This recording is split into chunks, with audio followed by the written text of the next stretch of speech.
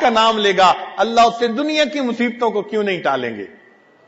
آج ہم تعویذوں کے پیچھے بھاگتے ہیں اور عاملوں کے پیچھے بھاگتے ہیں، ہمیں اصل میں سمجھ نہیں آتی کہ کرنے کی کیا ضرورت ہے۔ ہم اپنی زندگی شریعت کے مطابق بنائیں اور جو اذکار ہیں ان کو کریں، اللہ تعالی ہمیں پریشانیوں سے بچائیں گے۔ مغیر الاحوال اللہ رب العزت ہیں، وہ پھر حالات کو ٹھیک کر دیتے ہیں۔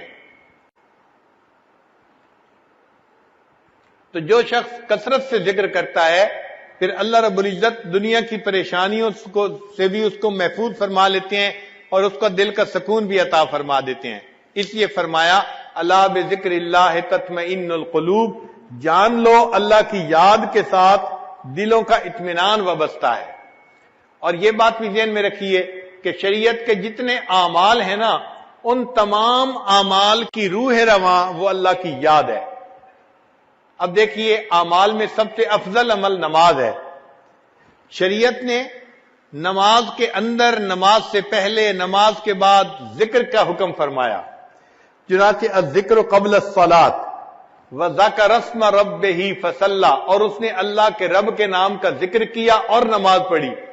اس آیت سے پتہ چلا کہ نماز سے پہلے بھی اللہ کا ذکر کرنا ہے۔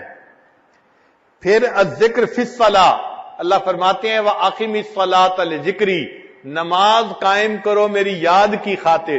تو نماز میں بھی اللہ کا ذکر ہے، اور جب نماز پڑھ لیں تو الذکر بعد الصلاۃ، نماز کے بعد بھی اللہ کا ذکر۔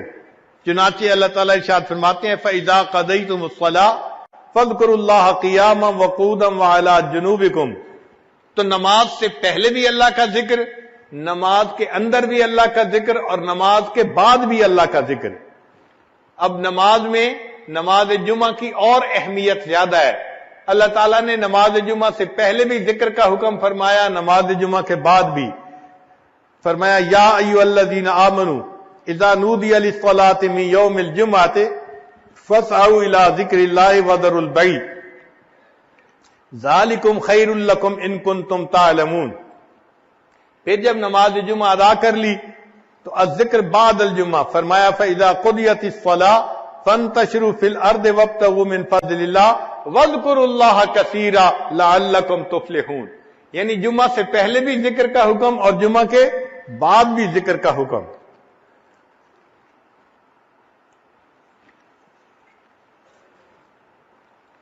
نماز کے بعد حج کا عمل لے لیجئے۔ اب حج کا عمل کتنا محترم بشان عمل ہے کہ جو بندہ حج مبرور کر کے آتا ہے وہ گناہوں سے اس طرح پاک ہوتا ہے جیسے اس دن پاک تھا جب اس کی والدہ نے اس کو جنم دیا تھا، یعنی جب پیدا ہوا تھا جیسے اس دن گناہوں سے پاک تھا، یہ حج کرنے سے اس طرح گناہوں سے پاک ہو جاتا ہے۔ الذکر فی الحج، ذرا غور کیجئے، اللہ تعالیٰ فرماتے ہیں وَاذْكُرُوا اللَّهَ فِي أَيَّامٍ مَّعْدُودَاتٍ، یہ ایام معدودہ ایام حج ہیں۔ اللہ فرماتے ہیں وَاذْكُرُوا اللَّهَ، تم ذکر کرو ان گنتی کے دنوں میں۔ ایک جگہ فرمایا وَأَذِّن فِي النَّاسِ بِالْحَجِّ يَأْتُوكَ رِجَالًا وَعَلَىٰ كُلِّ ضَامِرٍ يَأْتِينَ مِنْ كُلِّ فَجٍّ عَمِيقٍ لِيَشْهَدُوا مَنَافِعَ لَهُمْ وَيَذْكُرُوا اسْمَ اللَّهِ فِي أَيَّامٍ مَّعْلُومَاتٍ عَلَىٰ مَا رَزَقَهُم مِّن بَهِيمَةِ الْأَنْعَامِ۔